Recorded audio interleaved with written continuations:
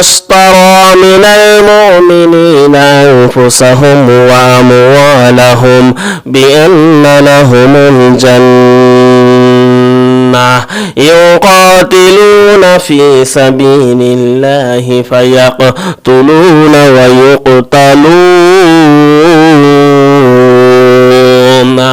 আল্লাহ তাআলা বলেন এই পৃথিবীর জমিনের মধ্যে দুটি জিনিসের বিনিময় গোটা মানব জাতির কাছে আমি আল্লাহ রাব্বুল আলামিন জান্নাত বিক্রি করে দিয়েছি। দুটি জিনিসের বিনিময় আমি আল্লাহ তাআলা জান্নাতটা বিক্রি করে দিলাম না।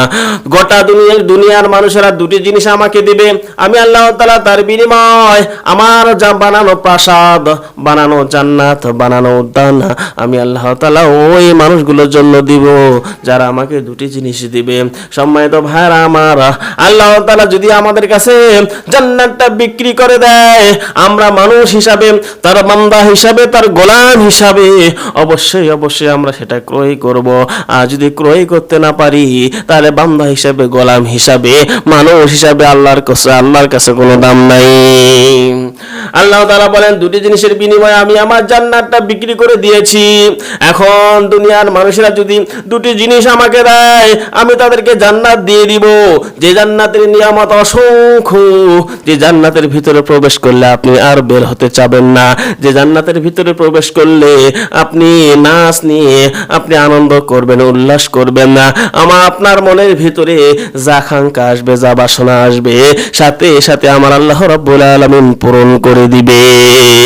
সম্মানিত ভাইরা আমার, আদম আলাইহিস সালাম যখন জান্নাতের ভিতরে মনের মধ্যে শুধু কল্পনা করে, আল্লাহ আমি এটা চাই, আমি ওটা চাই, আল্লাহ রাব্বুল আলামিন চাওয়া মাত্রই তাকে দিয়ে দেয়।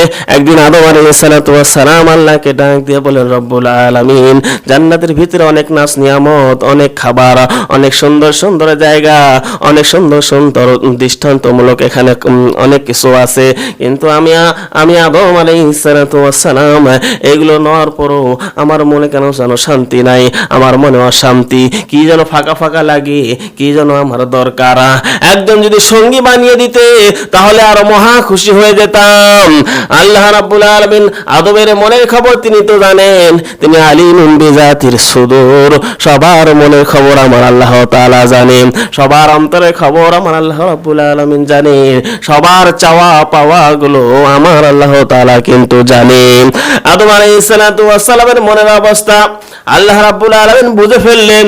আল্লাহ তাআলা আদম আলাইহিস সালামের পাঁজর থেকে একখানা হাড় নিয়ে একটা নারী বানিয়ে দিয়ে দিলেন।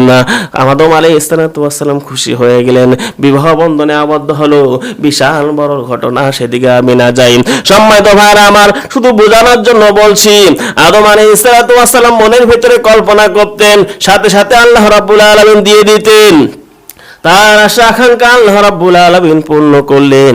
এমন একটা জায়গার মধ্যে যদি আপনি আমি যাই, মনের মধ্যে শুধু কল্পনা করব, তাতে আল্লাহ রাব্বুল আলামিন সেগুলো নিয়ে হাজির হয়ে যাবে।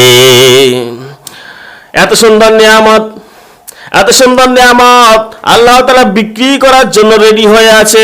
আল্লাহ তাআলা বিক্রি করার জন্য আরশে কুরসির মধ্যে বসে আছে। ওই আল্লাহ রাব্বুল আলামিন জানিয়ে দিয়েছেন, দুটি জিনিস তোমরা আমি আল্লাহকে দাও, আমি আল্লাহ তাআলা তোমাকে জান্নাতটা দিয়ে দেব। সম্মানিত ভাইরা আমার, দুটি জিনিস আমরা আল্লাহ রাব্বুল আলামিনকে দিব।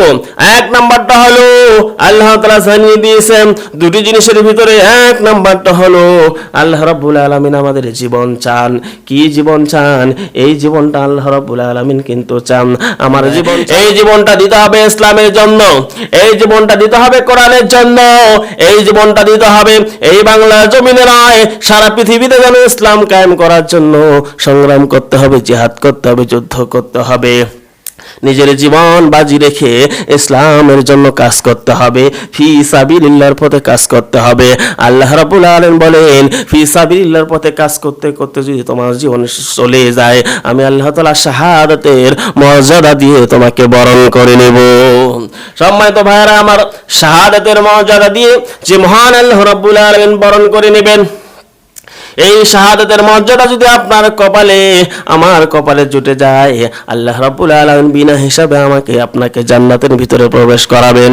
ওই যে কথা দিয়েছিলেন বিক্রি করে দিয়েছি, তার ভিতরে এক নাম্বারটা হলো নিজের জীবনের বিনিময়ে জান্নাতটা ক্রয় করে নিতে হবে। সম্মানিত ভাইরা আমার, একামতের দিন প্রতিষ্ঠা করার লক্ষ্যে আপনাকে কাজ করতে হবে। একামতের দিন প্রতিষ্ঠা করার জন্য আপনাকে রাস্তায় থাকতে হবে।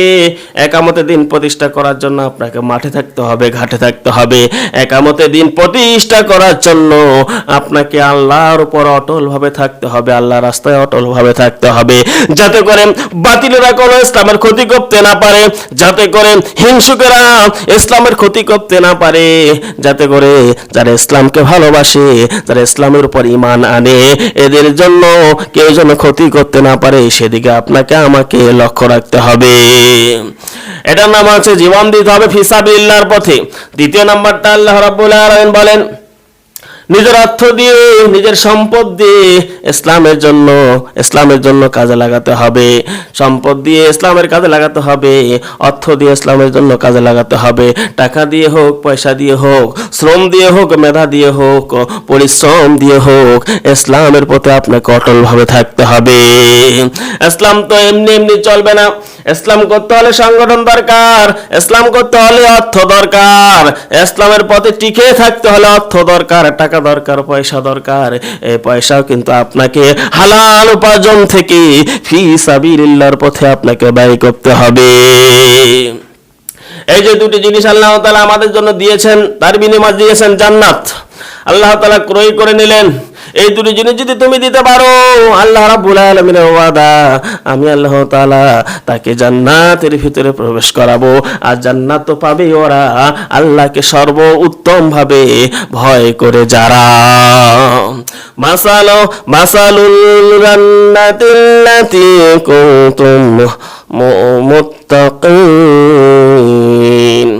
আল্লাহ রাব্বুল আলামিন বলেন, মাসালুল জান্নাতিল্লাতী উইদাল মুত্তাকুন। আর মুত্তাকিদের জন্যই তো হচ্ছে জান্নাত, মুত্তাকিদের জন্যই হচ্ছে জান্নাত। মুত্তাকি কারা? যারা আল্লাহকে ভয় করে, আল্লাহ তাআলার একত্ববাদ স্বীকার করে, আল্লাহ রাব্বুল আলামিনের কাছে মাথা নত করে, আল্লাহ রাব্বুল আলামিনের কাছে তার নিজের জীবনটা বিলিয়ে দেয়।